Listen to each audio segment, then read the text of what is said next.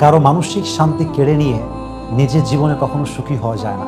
অন্যের জীবনকে জাহান্নাম বানিয়ে নিজের জীবনটাকে জান্নাত বানানো যায় না। It's quite impossible.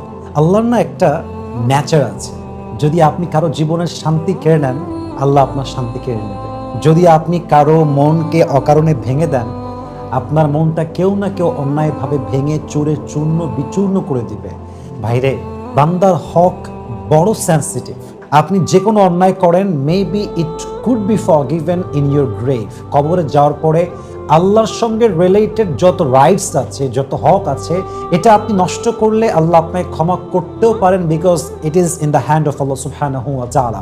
এটা আল্লাহর হাতে আছে। But if you destroy the rights of servant, যদি আপনি বান্দার হক নষ্ট করেন, এটা যে আপনার জন্য কবরে কত বড় আফসোসের কারণ হবে, you have no idea about it. কবরে যাওয়ার পরে যে কোনো গুনাহ মাফ হতে পারে, বাট আপনি যদি কোনো বান্দার হক নষ্ট করেন, কারো জীবনকে অশান্ত বানায় দেন, কারো জীবনকে জাহান্নাম বানিয়ে দেন, কারো জীবনের খুশি কেড়ে নেন, কসম আল্লাহর কসম করে বলছি, যতক্ষণ পর্যন্ত সেই বান্দা আপনাকে মাফ না করবে, ক্ষমা না করবে, আপনার এই গুনাহ কখনো ক্ষমা হবে না।